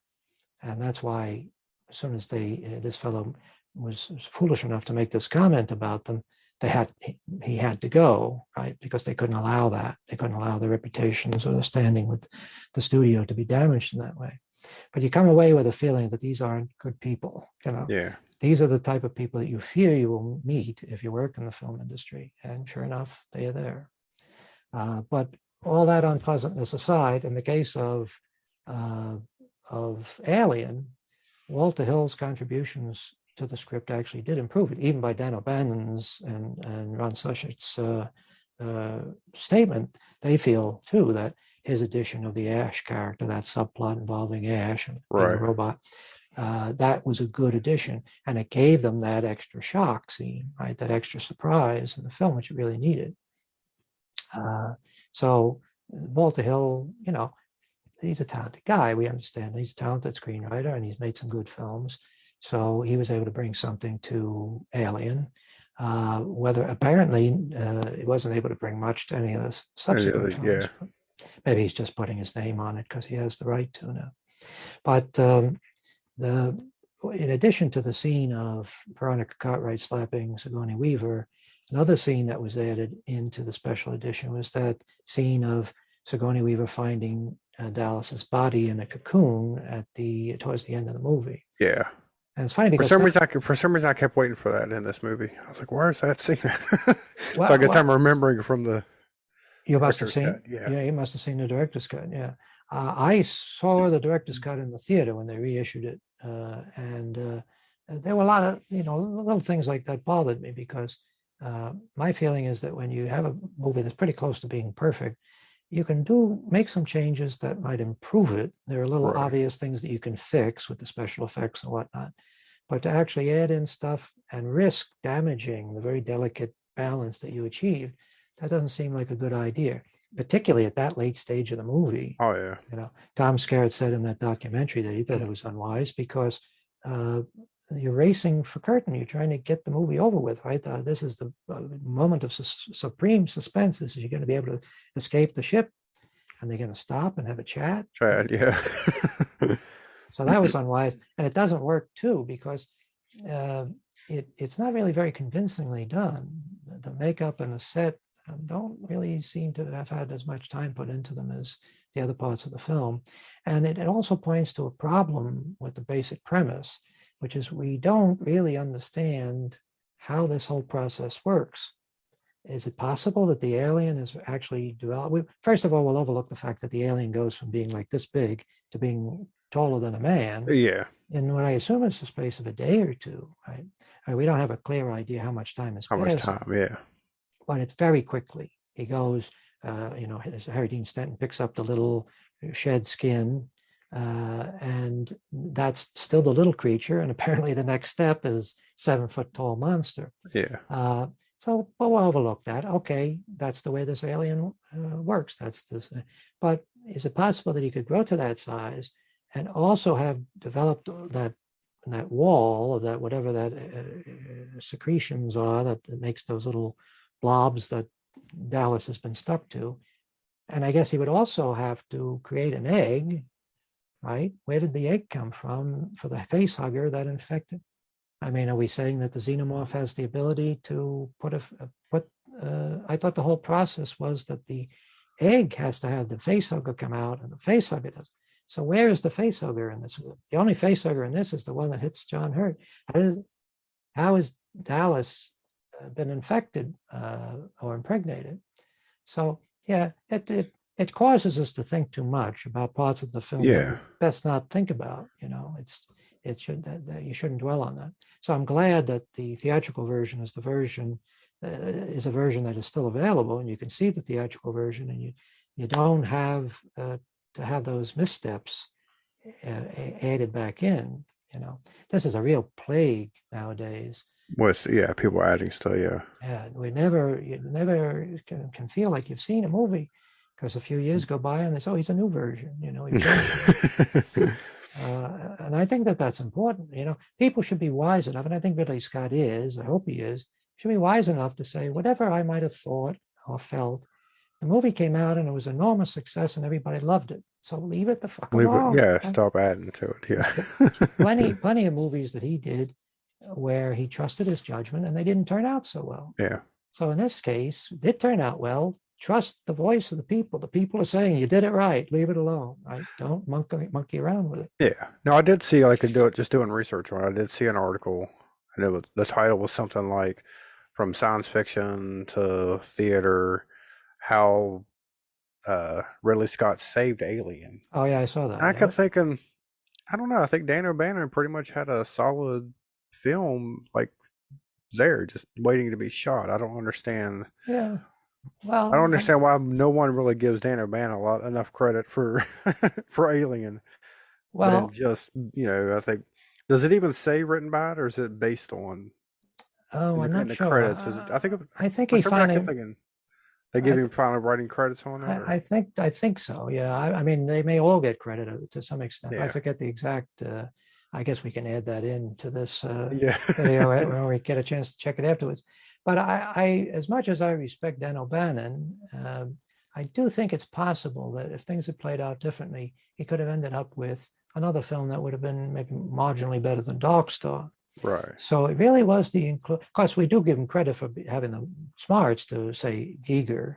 yeah, That's something that he suggested to Ridley Scott. But Ridley Scott really came in with an attitude that I think is very important. And it's an attitude that's sort of being challenged now with the Me Too movement and all that. And some people talking about how Stanley Kubrick might have mistreated Shelley Duvall, which I think is all nonsense. yeah, But there's this thing, well, the auteur is dead. Now movies are all going to be made through some sort of democratic process where everybody gets their voice heard. I don't think that works. I think in a case of something like this, you can see how having too many people trying to put their ideas in, like the Walter Hill and the other producers, that actually impeded progress. It might have made things worse. yeah, The studio people saying, "Oh, you can't build this set, or you're not going to spend this money on the space jockey set." Right? Why do you need a set like that? You're only going to use it for one scene, right? Go without that. Right? Somehow, a guy like Ridley Scott, he had the ability to convince them, no, this really is important. We must have right, this scene. The success of the movie hinges on it. And that power, that ability to push things through and to get things done doesn't necessarily mean you're always going to end up with a great film. And Ridley Scott's career is proof that you have great films and you can have some not so great films. Hitchcock the same way. But it really is important to have somebody who does have a vision, to use that word that Ridley Scott says he dislikes. He doesn't like to use that word. But you do need to have somebody who says, I can see this movie. And he went so far as to actually storyboard the whole thing, even yeah, before, I think it was even before he was officially hired for the film. They paid him a certain amount. He storyboarded the whole thing. And it was when they saw his storyboards, they said, oh, yes, this can be done. And by the way, here's double the budget. yeah, Now that we see what you're thinking of, we're willing to give you more money. So I really think he was important, and I think he was important in the history of film as well, for maybe not as much as Stanley Kubrick, because Stanley Kubrick really was the one that did this the first time. He was the first person to say you can do a science fiction movie, you can do a movie about space travel, and you can make it completely convincing. Ridley Scott was smart enough to recognize that that approach was just right for Alien. And as a result, you have a movie that, as you say, you can watch now and still find effective. Oh yeah. You know. Also, I think sometimes when you look at the movies that come in the aftermath of these great films, and you see how mangy they are, you know, you can sort of say, oh, that's what it would have been like if a guy like Ridley Scott hadn't been working on it, right? I mean, Corman did a lot of Alien ripoffs after after the success of Alien. Yeah. His company was churning out Star Wars ripoffs and Alien ripoffs, sometimes both, you know, one and the same. And there were, some of them are amusing, but they're, you know, in comparison to Alien, it's, you know, there is no comparison. I think I So, just have a little bit of curiosity of what a Dan O'Bannon directed Alien would have looked like. yeah, it's an interesting question. Yeah. I think he probably would have been smart because he seems to be kind of an eccentric fellow. I know he was suffering, apparently, even at the time, from Crohn's disease, which is Right. a digestive problem. And some people have speculated that maybe that's where he got the idea for the chest burster, that the discomfort he was feeling, internal discomfort, may have put his mind on that path of trying to depict that on the screen. But I don't think that he would have been so unaware of his limitations that he would want it. I mean, if Ridley Scott hadn't presented himself, perhaps he would have taken a bash at it if they had allowed him to. But I have a feeling he probably had a pretty good understanding of what his limitations were. And I think if he was confronted with a guy like Ridley Scott in a film like The Duelists, he probably would have thought, yeah, probably best for him to do it. Yeah. As a matter of fact, some of the people who worked on the technical people that worked on the film, I think including the editor, said that, actually, no, it was, I think it was Tom Skerritt who said it when he started to see the rushes, he could see how important it was to have a director that paid attention to the visual stuff, you know. Right. Because initially he and the other members of the cast were irritated and frustrated by the fact that Ridley Scott was working as the operator, the camera operator. So he wasn't available to them. He was always, you know, Yeah, he done all the handheld shots. right. And they seemed to have, were made uncomfortable by that.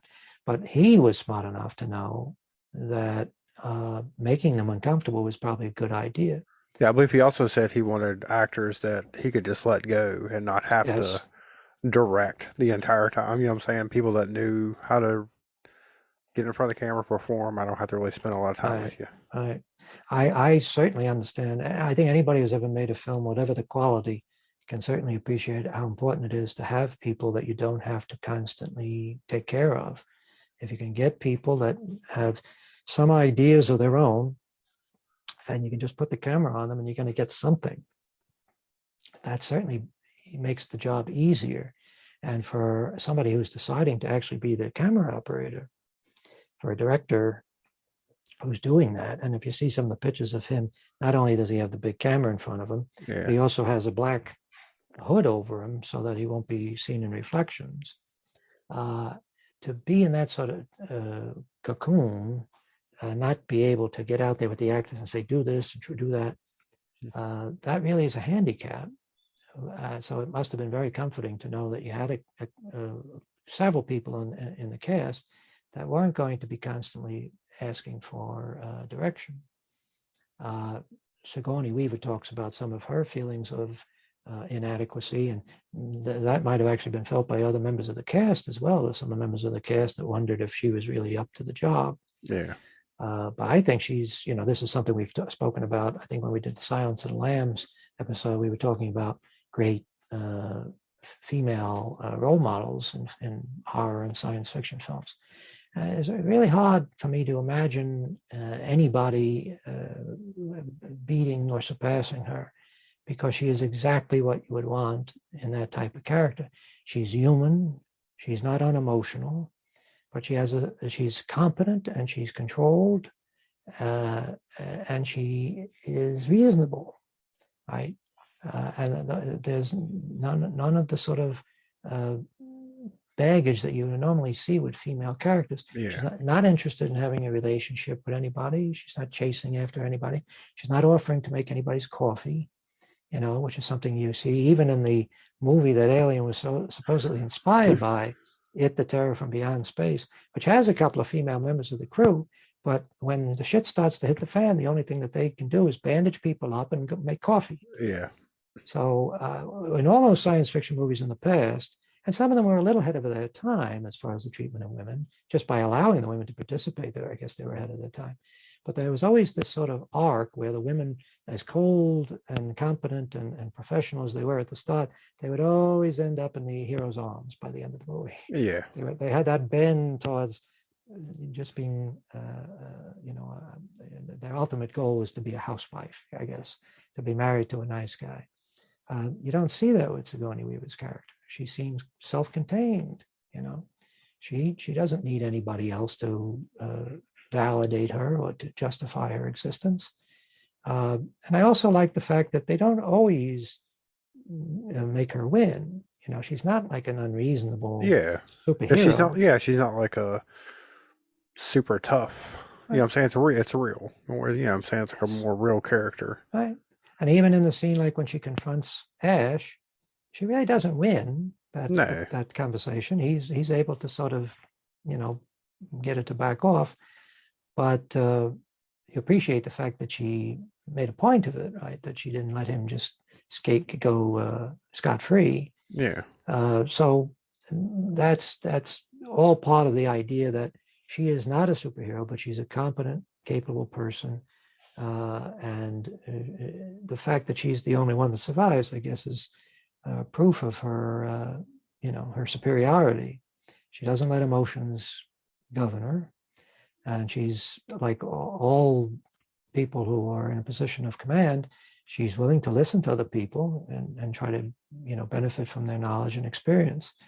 And I think you could say the same with Dallas as well. Maybe Dallas's big mistake is he didn't let her go down into that airship. Yeah. She volunteered to, and he said, "No, I'm doing." That's where he sealed his own fate, so to speak. She's very impressive in this film. I mean, besides the fact she's a very beautiful woman. Yeah, yeah. But she just seems perfect for that role, and the combination of uncertainty and at the same time being competent and smart is kind of irresistible for a hero of a movie like this.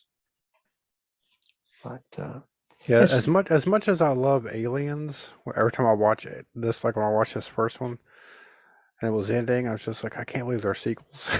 This should just end. We don't need anything, but Aliens is good, I guess.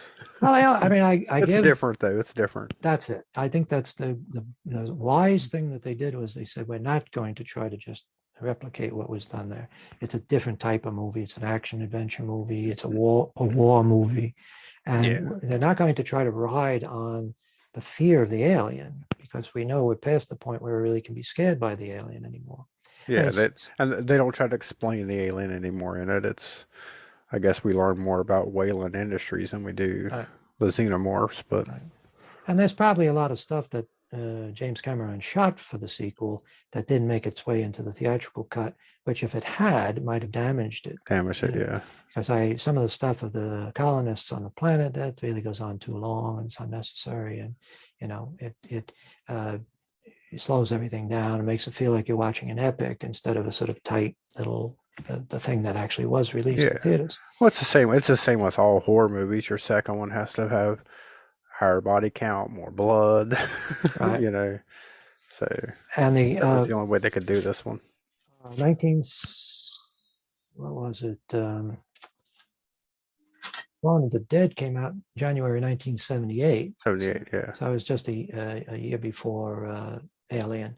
And Dawn of the Dead is similar in that George Romero realized that the fear factor had to have diminished from the first film, right? Because in the first film, everything's at night. We don't really know what's going on. The characters are completely confused and terrorized by what's happening. But by the second film, everybody has sort of adjusted themselves. Everybody knows what's going on. Yeah. And they've figured out ways to fight these zombies. And whereas in the first film, just going out the front door is like a major production, right? So you're taking your life in your hands. By the second film, they're running around amongst the zombies, knocking them over and things. And it's actually because of their the glib sort of careless approach that they take that actually results in one of them, at least, getting too cocky and ending up getting bitten by one of the zombies. So that is an inevitable thing that has happened back with the Universal monsters as well.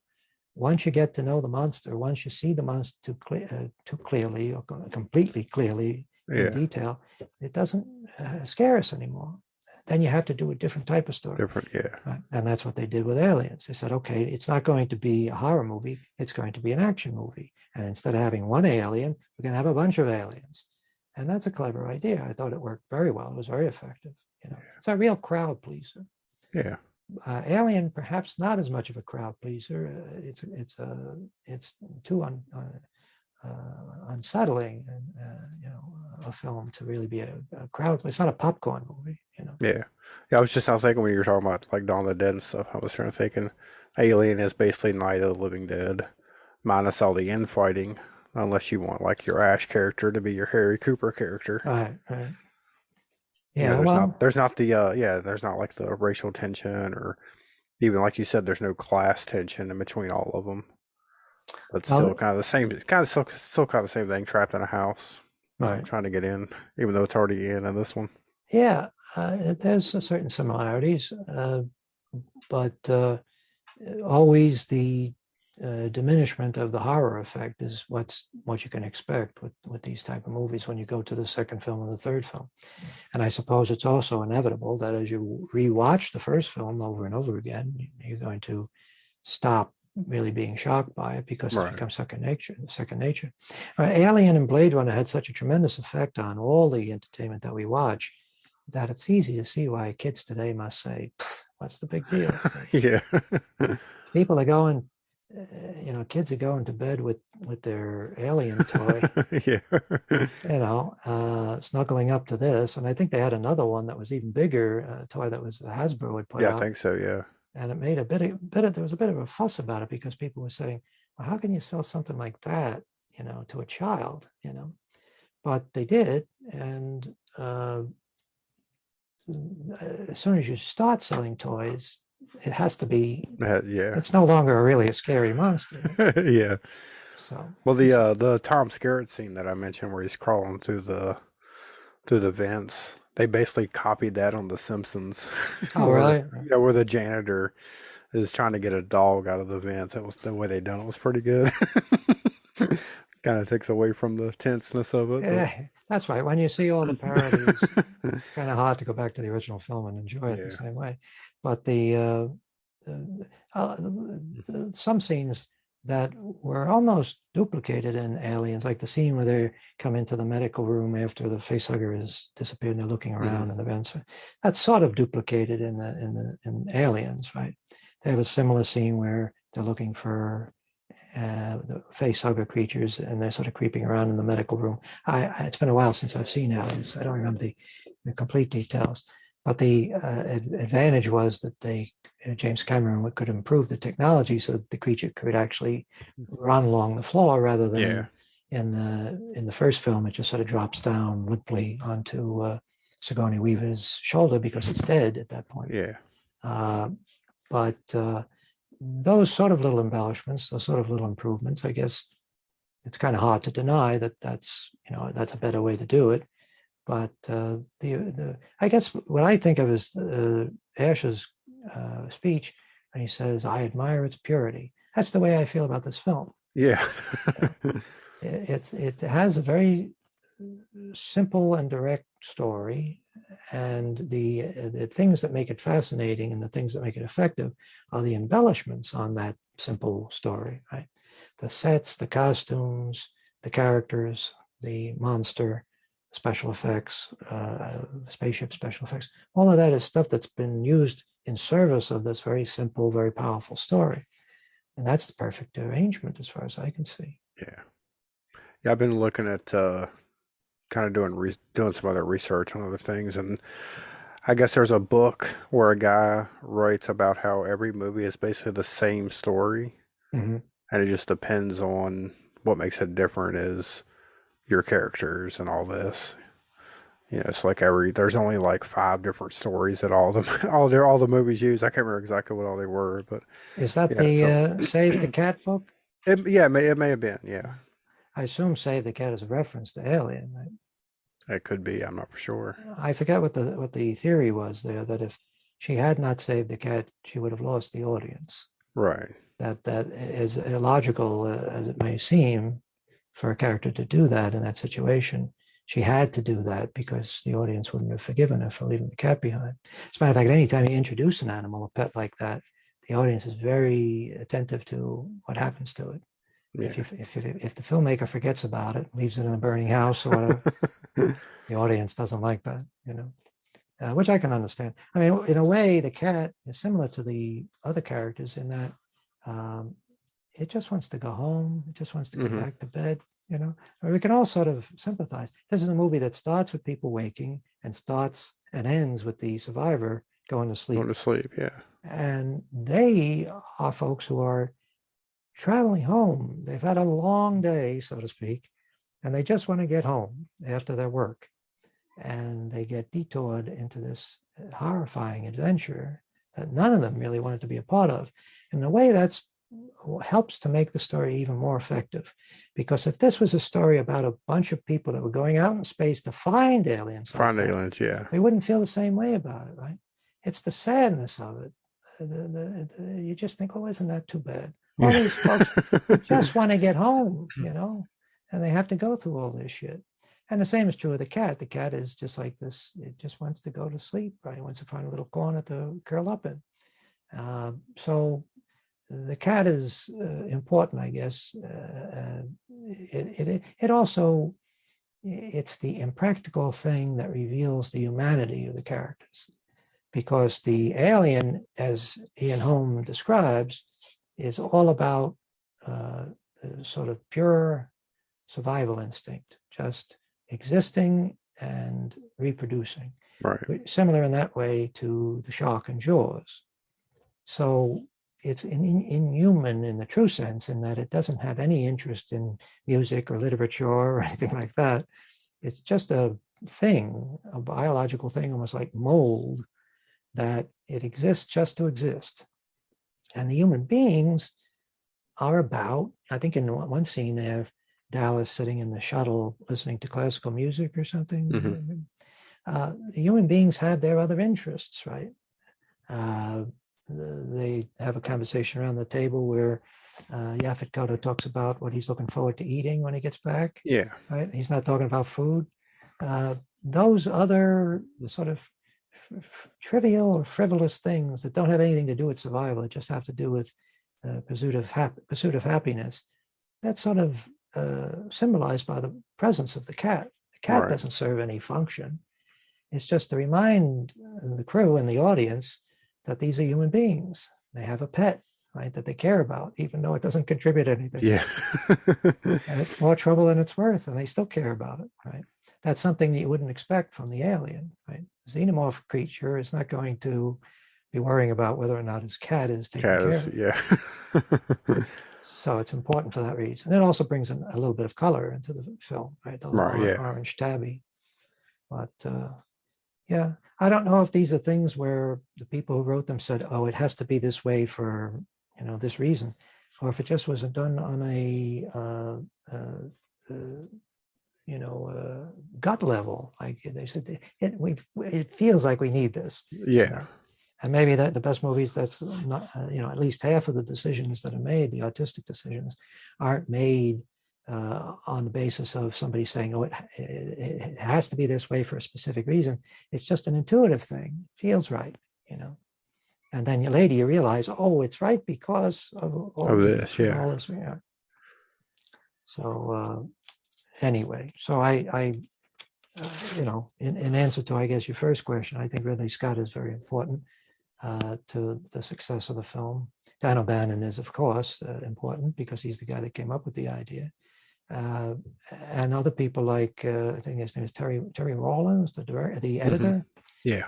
Very important to the effectiveness of the film because he cut it in a certain way. I know they had a lot of fuss about Jerry Goldsmith's score. He was unhappy with the way they edited the score and the way they mixed the score in with the sound effects and things. They tried to downplay his music a little bit, and they replaced some parts of his music. And they actually asked him to rewrite the opening music, and he was kind of upset about that. Right.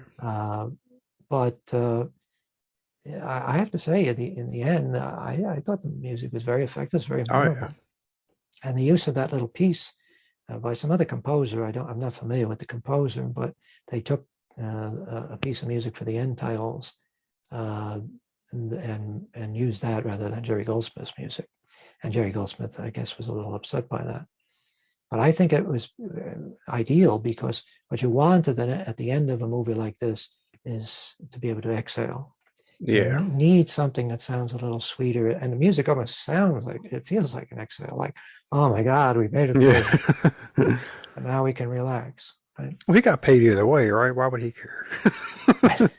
Yeah, You know what I'm I don't. saying? He might have actually gotten paid more because they used some music from his score for Freud, which was a John Huston film that Yeah. had been done several years earlier.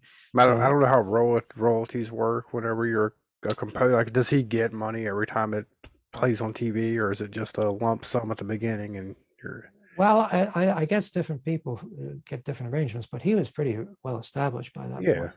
As a matter of fact, he was also working on the music for Star Trek: The Motion Picture right. that came out the same year. So I think he probably would have been able to drive a pretty hard bargain and get a good deal for himself. But if he had done this music for Freud, and that was music that was being uh, bought by Alien, by the production company, to use in the film, which they would have had to do, Fox uh, produced Freud, I believe, but they still would have had to pay somebody Right, for yeah. it. So I assume he would get some of that money if he was the composer of the music. I would hope so. I would think that anytime, if you're a composer of his stature, anytime the company that you wrote the music for is able to sell it for any other purpose other than just being in that movie, then you would have to get some sort of Yeah. compensation. So he probably got a little extra. But apparently it was a question of him not uh, maybe his pride being wounded. He didn't apparently he had a hard time communicating with Ridley Scott. Ridley Scott had particular attitude about what he wanted in the music. And I guess they just had a disagreement about that. Doesn't sound like Jerry Goldsmith holds any hard feelings. He's in Right. the documentary, but I don't think he worked with Ridley Scott after that, and he's passed away now. But nobody would ever say that he wasn't a genius. He was one of the great film scorers, Oh yeah. but he just seemed to have some different ideas about how the music at the beginning of the movie should go. And Dan O'Bannon talks about how he bought the score, the soundtrack album, and there were certain pieces of music in it that he thought were very good. But when he thought about it, he couldn't see how these were pieces that apparently didn't make it their way into the movie. He couldn't see how it could have been used in the film. As much as he liked the music, he couldn't see how it would work in the context of the finished film. So maybe that was really the problem, is that Jerry Goldsmith was trying to insert an attitude or a feel in the music that he was writing that wasn't really congruent with the effect that they were trying to go for in the movie. But some of his music is very effective even Oh yeah. still, you know. Yeah, him, John Williams, Danny Elfman. Yeah. Oh, they're all the big ones. I just don't There's, want you to think of. yeah. Uh, John Berry, I guess his name is, the guy who wrote the scores for most of the early Bond films. He wrote a lot of gorgeous scores. And I always remember, I think we might have talked about this recently, his score for Out of Africa, which was a film that I didn't really care for. But boy, I loved the music. And I don't know if it necessarily made the movie better. Right. In a way, when you were watching the movie, you're thinking, gee, I wish this music was on a better movie. Yeah. So it isn't always I know Jerry Goldsmith said in talking about Alien, he said what you're always trying to achieve is music that will work with the film, but also can stand by itself. Right, yeah. I'm not sure I completely agree with him on that. It seems to me that the only real goal for a person scoring a film is to make music that works with the movie that it's in. Yeah. If it turns out to be music that also can be appreciated by itself, then that's an extra, that's a bonus. But I don't think that's something you should be thinking about while you're composing the music. But what the fuck do No, I? no, yeah. I'm Well, no I expert. mean, I've heard some scores that I can listen to. I'm a fan of like scores. Yes, me too. You know, Batman '89. I can listen to that score without, by itself, without the movie. I think it's a great.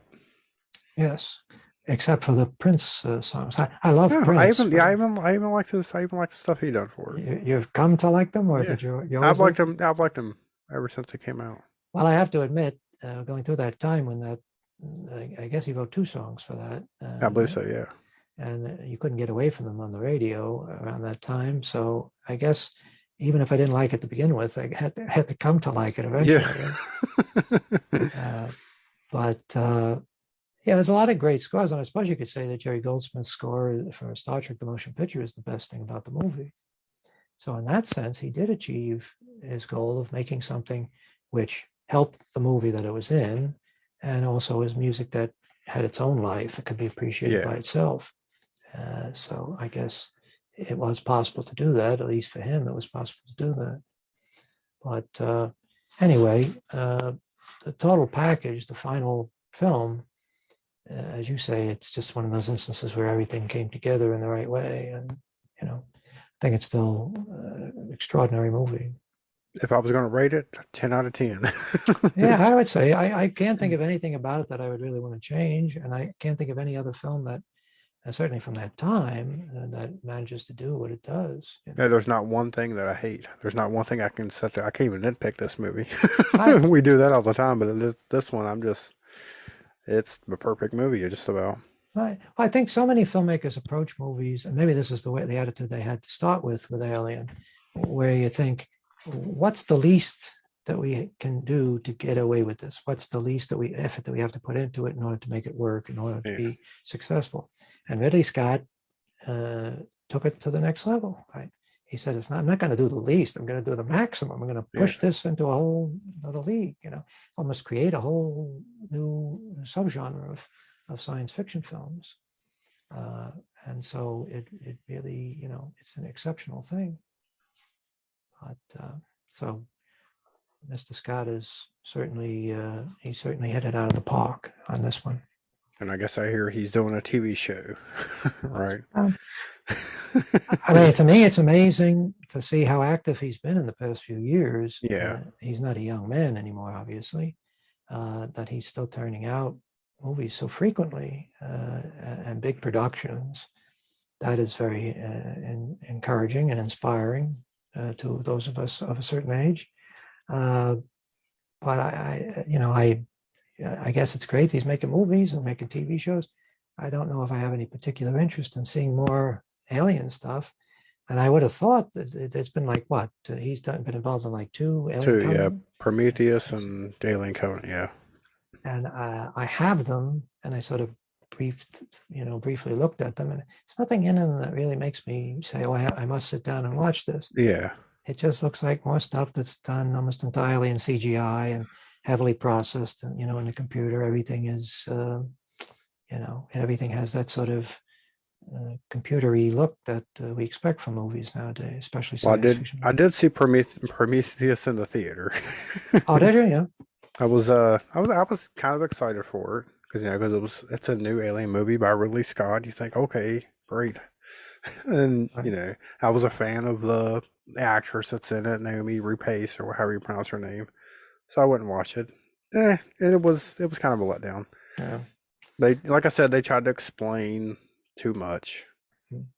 The engineers and the jockey and wires, all this stuff here. It's just. Well, did you see it with a decent sized audience? I don't remember how big of an audience it was. I'm wondering how effective was it as a viewing experience? Was it anything like Alien? Oh no, nothing. See that's the Compared to Alien, it was too bright. You know what I'm saying? Everything was well lit, and it just didn't have the same feel. It was like a different movie. If he could have done it as a standalone movie somehow, I think it would have been better. I could have appreciated it more.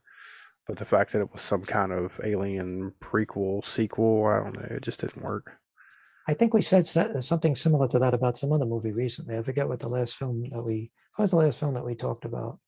The last episode might have been, was it Hitchcock? No, it couldn't have been any Hitchcock. Anyway, sometimes you do feel like that when you see these sequels. You say, if they had detached it from Yeah, that thing, then it might have been interesting by itself. But because we go in with certain expectations and I because think it's a constant I reference, think we were talking about the Twilight Zone remakes. oh, maybe so. Yes, Yeah, right, exactly. Yes, the inability to sort of get the connection out of our minds while watching these things really hurts those sequels and remakes.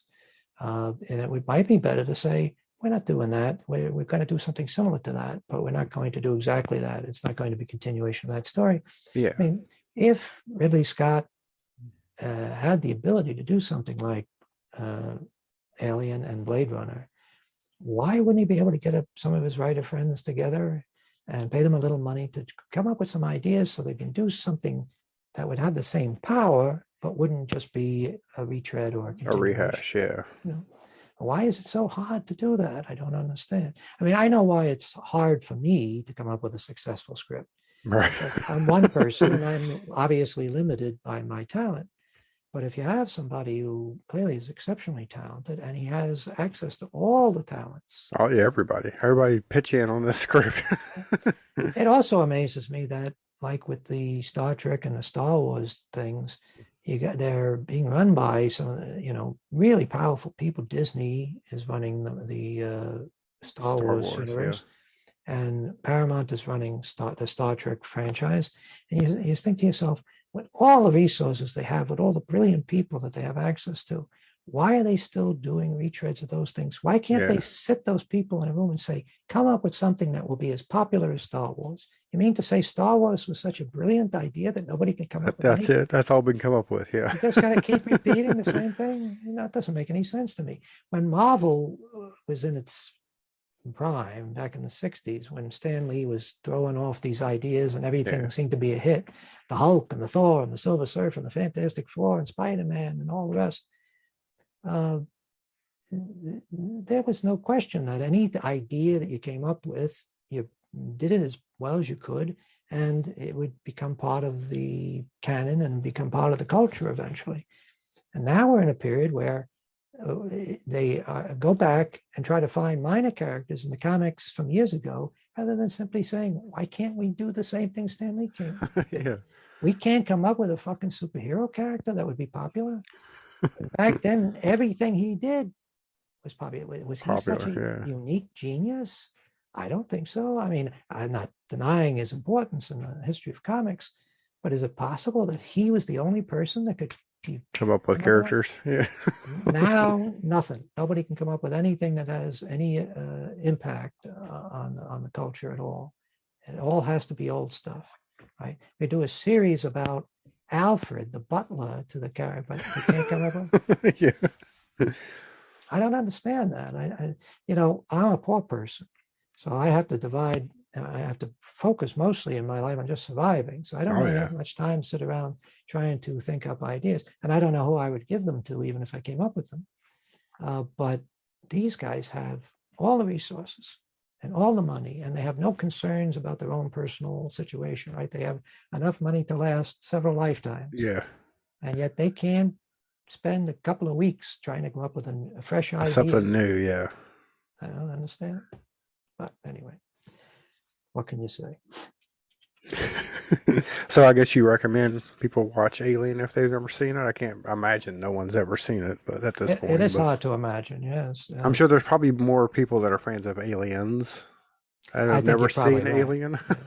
Yeah. Yeah, I think you're probably right. Aliens definitely seems to be more crowd pleasing, and there are a lot of what I consider to be rather limited intellects online saying that Alien is garbage and Aliens is Yeah, the great film. you can make a Uh, video game out of yeah. Aliens, not I, Alien. right. That seems to be the important thing. Yeah. Yes, I love Aliens. I don't want to Oh yeah, I disparage think that it's at great. all. Yes, but that's something where it just is meant to be a great ride, and obviously he had an enormous advantage because all the research and development had been done in for Ridley Scott's movie.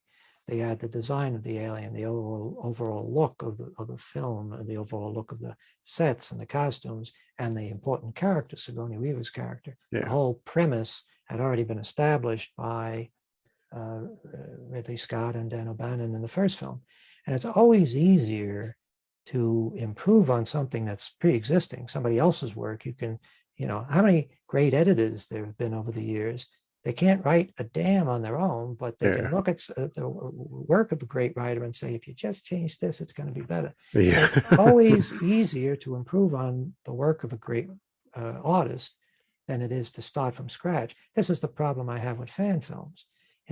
Making a film that looks just like Star Wars or just like Lord of the Rings, that isn't proof of anything. No. I mean, it might be proof of some technical stuff. You have the ability to make costumes a certain way or do makeup or optical effects.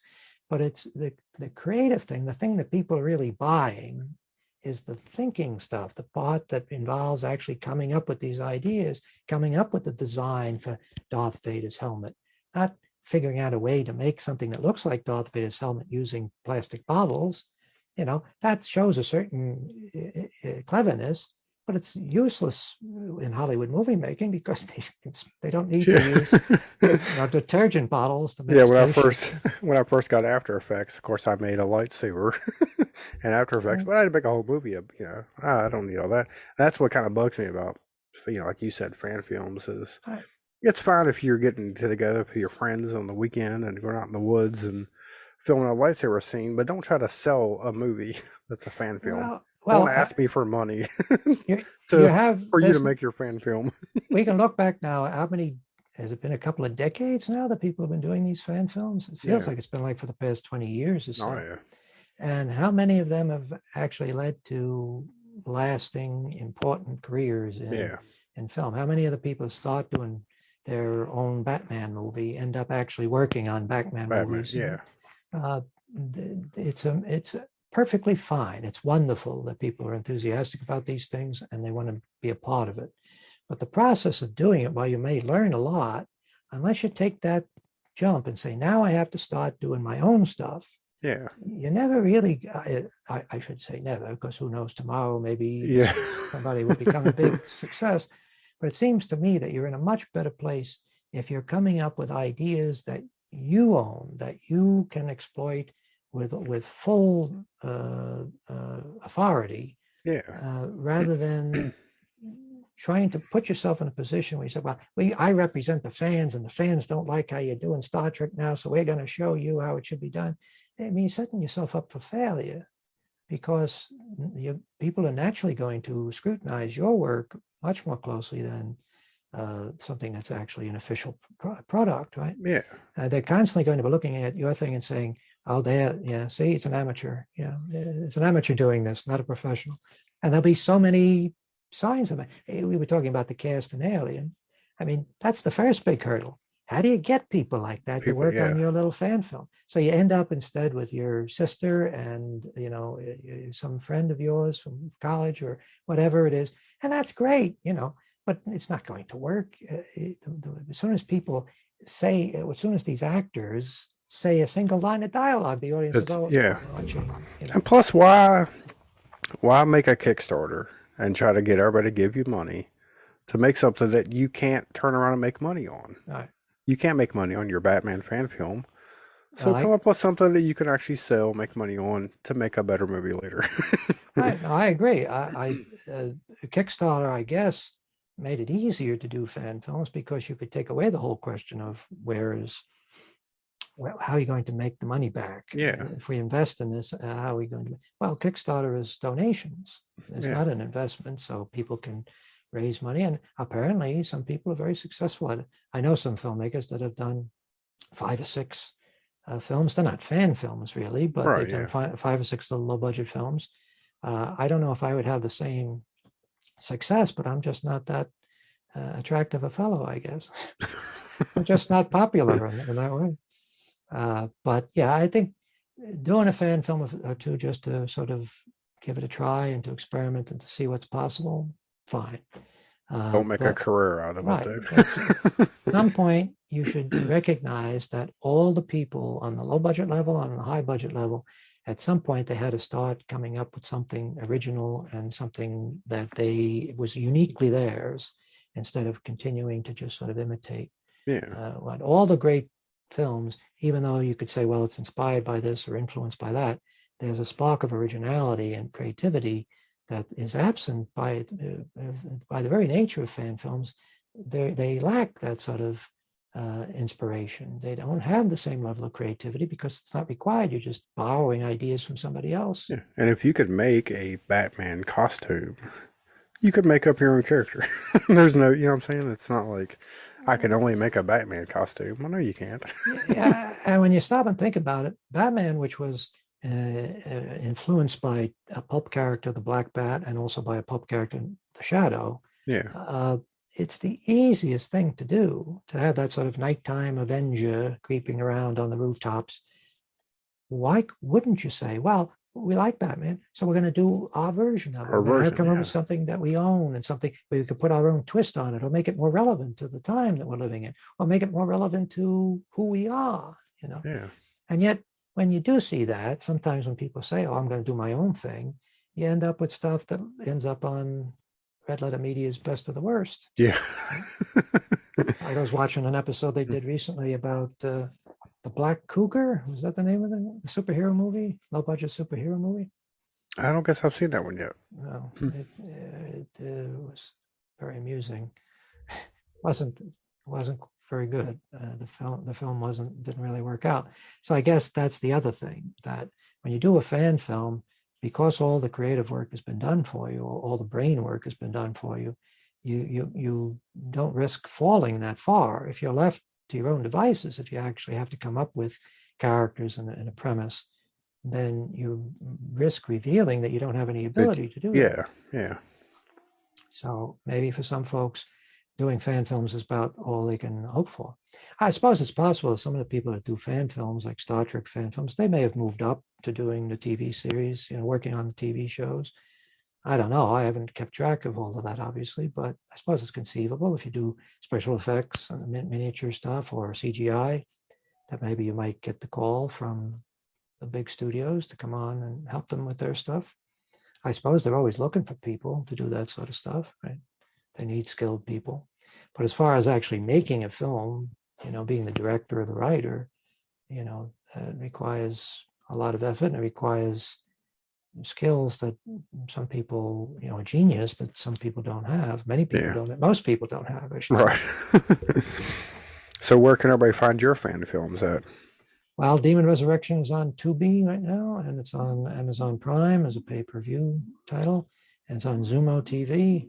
And Sleepless Nights, we're waiting, I assume in the next couple of weeks, it'll finally end up on Amazon. I don't know if it's going to be a pay-per-view or if it's Now, going to be... do they tell you first, like, hey, next week your movie's going to be on, or is it just going to They show up and don't. you're going No, to be it just surprised? shows up. Yeah. We're putting that's a 25-year-old movie. I'm talking about Sleepless Nights. Yeah. And I recently re-edited and up-resed it to high definition and did a lot And of I've work seen on it, and it's really good. Oh, I thank like you it. for saying that. Yes, I'm hoping that will be the consensus. But there's no money behind it. This reissue of the film is really just something I did for the heck of it, just because I want to see the film out there.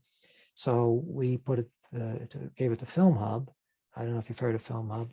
That's I guess you could call it an aggregator. It's a company that you can reach the streaming platforms through. Almost like a distributor.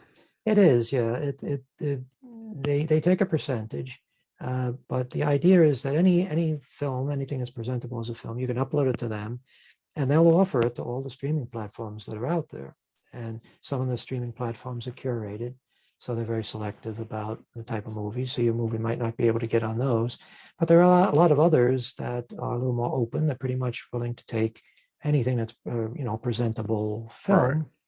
And so there's an opportunity there that you wouldn't have if you were trying to go by yourself to, say, Apple TV or Netflix. TV, yeah. So with Demon Resurrection, initially Film Hub wasn't really doing that much for us, but the company has been, Film Hub has been reconfigured over the past few years, and they have an approach now that seems to be more effective in getting films out there. So with Demon Resurrection, as soon as I got it on Tubi TV, we probably made more money and got more attention for the film than we had in the previous 5 years. So it's a good way to do business, and it's not exclusive, so you don't have to worry about losing control of your film. So Sleepless Nights, my second film, Demon Resurrection is already up on Tubi and Amazon Prime, but Sleepless Nights hopefully will start appearing on those platforms in the next couple of weeks or next couple of months, however long it takes. But it's up there on Film Hub now, and they're offering it to the world. So if we have streaming people that work for streaming platforms out there that are looking for, a vampire story, look for Sleepless Nights. Sleepless Nights, there you go. It's on Film Hub, so that's what I'm doing. And people who are interested in any of this stuff, they can find me on Facebook and Twitter. And my films, Demon Resurrection and Sleepless Nights, have Facebook and Twitter pages as well. And I have a YouTube channel where this video and many of our other episodes, the video versions of our episodes, the discussions that we've had of other films, are up on that channel. I know you're doing some of the stuff on your channel as well now, putting some of the... Trying to add more stuff. It's hard for me on my old computer to edit longer videos. I've been trying to do the shorter videos, but it seems they seem to be pretty popular. A little 5-minute video on YouTube seems to be doing pretty good. Well, I struggle with my equipment as well because it's so old. The computer, the Mac that I use to do my editing is like 15 years old. So I know how you feel. But I have the Phantasm episode that we did a while back. That's almost finished. So that'll probably be coming out shortly. And then I'm going to start doing the rest and get them all knocked off. Yeah. So, but Alien, I would say people should seek out. And if they do seek it out, try to find the theatrical version, the original theatrical version without the additional scenes, and try to watch it. Was that included? That was included on the DVD, right? On the DVD set that I had from years ago, they call it the Alien Legacy edition. They had the theatrical version on one disc, and they had deleted scenes as a separate feature on that disc. Okay. So I know that some of the ones they have now, like have a Blu-ray version where apparently, and I think this has been out for a while, you can shift between versions. In other words, if you want to watch, you can sort of program it so that it'll what do they call that? Not linking or streaming. What do they call it when you can shift between different channels on a Blu-ray or a DVD? Anyway, you can do that. You can watch either the theatrical or the director's cut. And you can decide which deleted scenes you want to see. Right? So I would say probably that's not a good idea. Say, get a Just Blu-ray. Stick with the theatrical, yeah. Yeah, if you can get a Blu-ray version of the theatrical version, that's probably the best thing, because you're seeing it in keeping with Ash's statement about admiring purity. You're seeing the pure thing the way it originally appeared, with none of the extra unnecessary bells and whistles that were added on. Right. The only thing I would say is a possible negative about the DVD set that I bought is that the audio is not quite as robust as I hoped it would be. Yeah. I'm not a real audiophile, but I remember seeing the movie in the theaters, and I remember being very impressed by the mix, the audio mix, the sound effects, and the score, and all the rest. And I didn't really get that on the DVD, but possibly on the Blu-ray. I imagine probably on the Blu-ray Probably fixed it, yeah. Fixed that, yeah. So that's the last word on Alien, I guess. Definitely a must-watch if you haven't seen it. All right. Well, this was a good episode. Can't wait to see what we're going to talk about doing next. And until next week, we will continue to watch The Good, the Bad, and the Cheaply Made.